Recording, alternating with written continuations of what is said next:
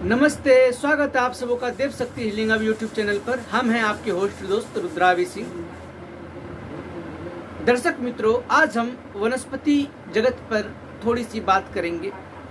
हालांकि हमारे चैनल पर आपको वनस्पति तंत्र के ऊपर आपको एक वीडियो मिल जाएंगे जो थोड़ा बड़े हैं, आप लोग उसे अवश्य देखें, उसमें उसको अच्छी तरीके से बताया गया है। आइए हम वनस्पति से कुछ जुड़ा हुआ बातें करते हैं।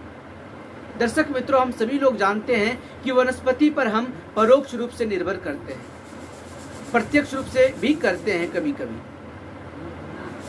हम जो खाते हैं वो भी वनस्पति है। जब हम बीमार पड़ते हैं उसके औषधि के लिए जो हम उपयोग करते हैं वो भी वनस्पति है।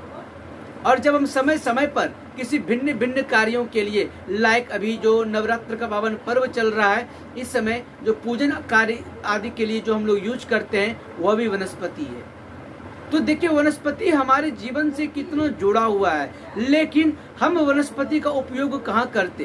तो अपने भौतिक सुख सुविधाओं को प्राप्त करने के लिए। चाहे अगर हमको फर्नीचर बनाना हो तो उसके लिए हम लकड़ी काट लेते हैं पेड़ पौधे से, तो हम उसको अच्छे तरीके से यूज नहीं करते। सोचिए, जब आप कलश स्थापना करते हैं तो उसमें आम का पल्लव डालते हैं।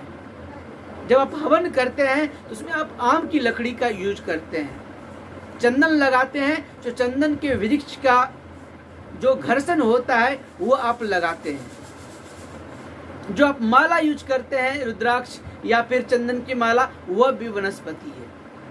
तो कितना जुड़ा हुआ है और हम लोग उन चीजों को नजरअंदाज करते चले जाते हैं।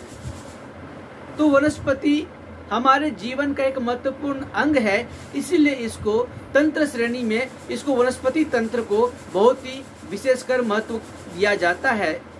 और आपको वेदों में इसका ऋग्वेद और अथर्ववेद में इसका आपको ट्रेसेस मिलेंगे। वहां पर आपको अपामार्ग औषधि के बारे में बहुत ही विस्तृत जानकारी दिया गया है, जो औषधियों में राजा है और उसका उपयोग हर कार्यों के लिए किया जाता है।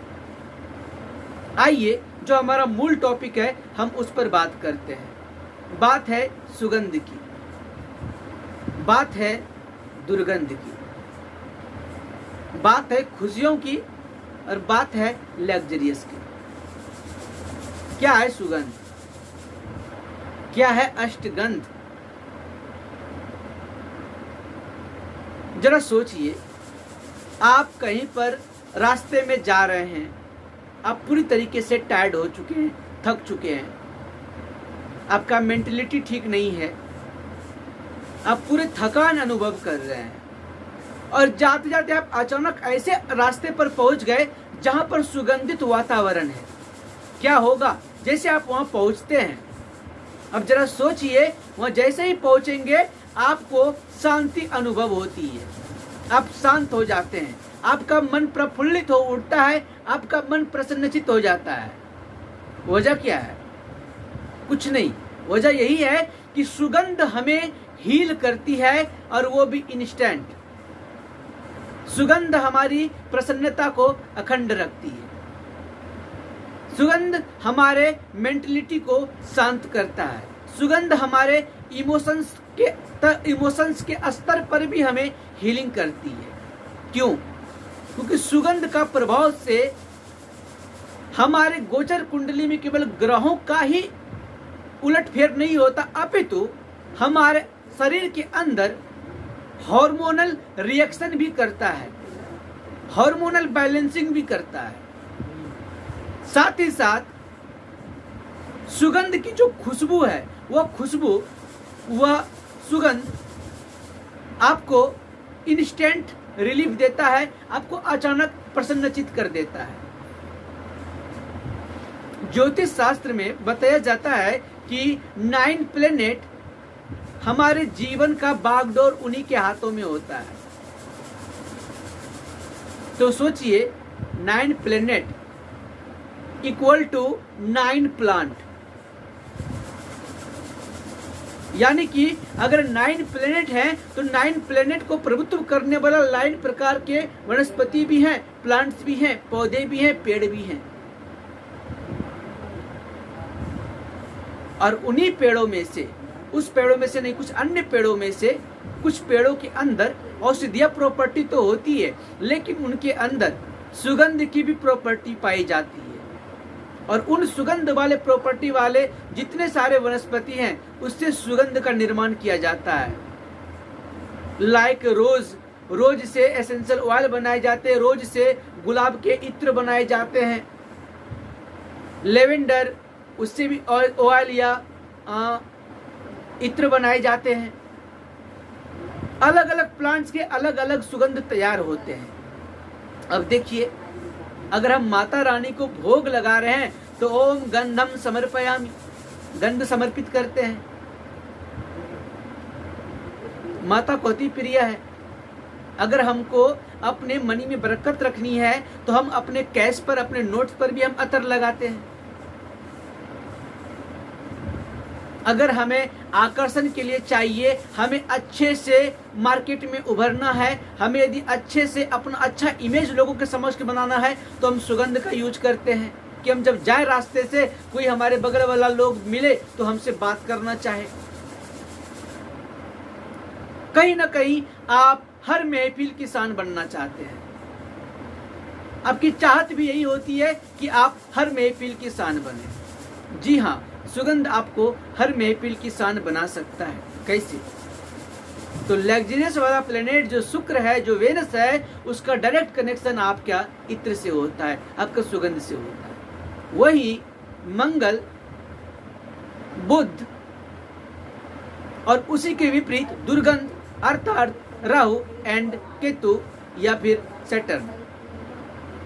सुगंध इज इक्वल टू वेनस, जो आपके जीवन में सौभाग्य तो लाता है, लेकिन वही सुगंध कभी कभी आपके जीवन में दुर्भाग्य ला देता है। क्यों? तो राहु आत्माओं का कारक है, वो हमेशा दुर्गंध में होता है।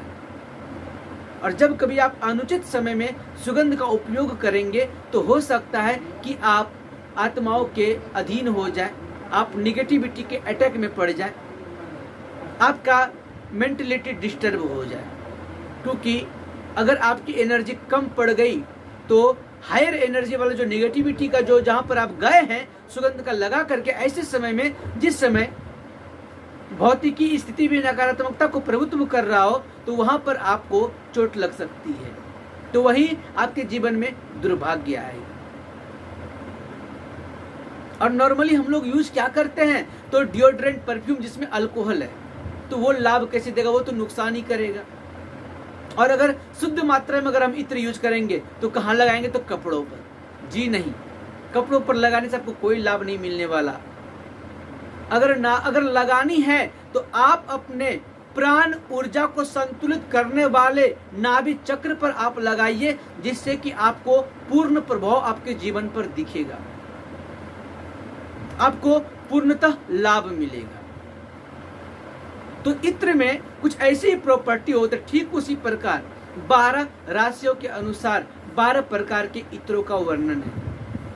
कहा जाता है जो भी जातक अपने राशि के अनुसार से अगर वो इत्र का नियमित अपने लेवल पर यदि यूज करता है अर्ली मॉर्निंग में, तो वो अपने जीवन में तरक्की करता है, उसको लाभ मिलता है नॉर्मली।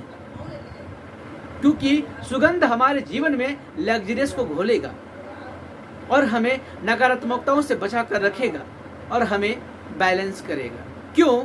आइए अष्टगंध के वीडियो में, अगले वीडियो में हम जानते हैं कि क्यों ऐसा होता है, क्या वजह है सुगंध जो हमें मेंटलिटी या हमारे इमोशंस को हील कर सकता है। नमस्कार।